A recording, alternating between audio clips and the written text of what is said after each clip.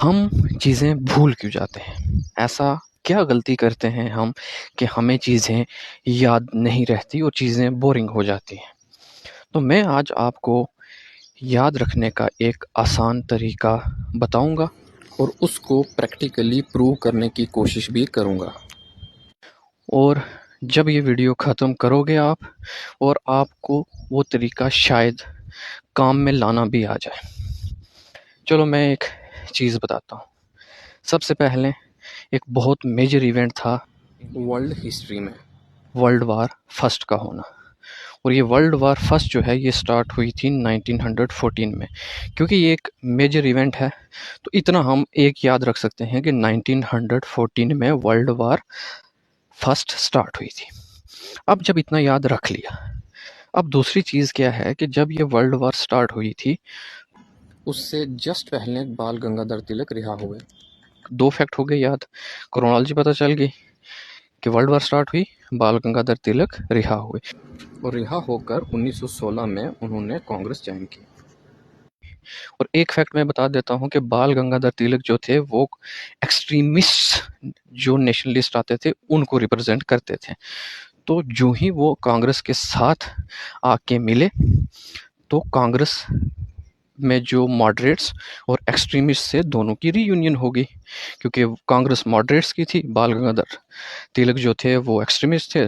तो वो जेल से निकलने के बाद 1916 में जाके कांग्रेस के साथ मिले। तो अब तीन फैक्ट हो गए। एक, 1914 में वर्ल्ड वार स्टार्ट हुई, बाल गंगाधर तिलक रिहा हुए, रिहा होने के बाद 1916 में उन्होंने कांग्रेस ज्वाइन की, मॉडरेट्स और एक्सट्रीमिस्ट्स का मर्जर हो गया। अब उन्होंने एक और रोल भी प्ले किया, क्या कि जो मुस्लिम लीग थी, मुस्लिम लीग को भी कांग्रेस के साथ कन्फ्लिक्ट्स को सॉल्व करने में उन्होंने एक अहम रोल अदा किया।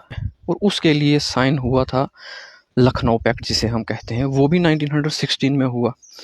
और इसमें दो बंदों ने मेजर रोल प्ले किया था, एक तो यही बाल गंगाधर तिलक और दूसरा मोहम्मद अली जिन्ना ने। तो ये दो बंदे जो थे इन्होंने कांग्रेस और मुस्लिम लीग के बीच में वो जो लखनऊ पैक्ट था वो साइन कराया। अब हमें तीन चार चीज़ें याद होगी, क्या 1914 में वर्ल्ड वार स्टार्ट हुई, बाल गंगाधर तिलक रिहा हुए, उसके बाद वो एक्सट्रीमिस्ट और मॉडरेट्स का मर्जर हुआ, उसके बाद मुस्लिम लीग और कांग्रेस के बीच में भी जो है अंडरस्टैंडिंग बनी। उसके बाद अब ये है कि अगर कांग्रेस में जो एक्सट्रीमिस्ट और मॉडरेट्स थे वो वापस जुड़े तो वो टूटे कब थे? तो टूटे थे 1907 में। और वो टूटे क्यों थे? उससे पहले एक इवेंट हुआ था जिसे हम कहते हैं पार्टीशन ऑफ बंगाल। तो ये भी एक बहुत इंपॉर्टेंट इवेंट है। तो पार्टीशन ऑफ बंगाल हुई थी 1905 में। और उस पार्टीशन ऑफ बंगाल के बाद ऐसे सर्कमस्टांसेस हुए कि मॉडरेट्स और एक्सट्रीमिस्ट की आइडियोलॉजी जो थी वो एक दूसरे को पसंद नहीं आ रही थी। एक का काम करने का तरीका अलग था, दूसरे का काम करने का तरीका अलग था। और 1905 में जो स्प्लिट हुई उसमें जो लोगों के अंदर जोश और वलवला था तो उसको एक्सट्रीमिस्ट ज़्यादा अच्छे से रिप्रेजेंट कर रहे थे। तो कांग्रेस का वहाँ स्प्लिट हुआ, मगर वो स्प्लिट हुआ 1907 में।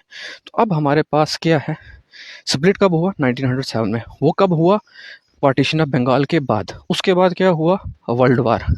उसके बाद क्या हुआ? एक्सट्रीमिस्ट और मॉडरेट्स का मर्ज होना। उसके बाद क्या हुआ? मुस्लिम लीग और कांग्रेस का एक साथ आके एक स्टैंड लेना। और वो कब? लखनऊ पैक्ट 1916 में।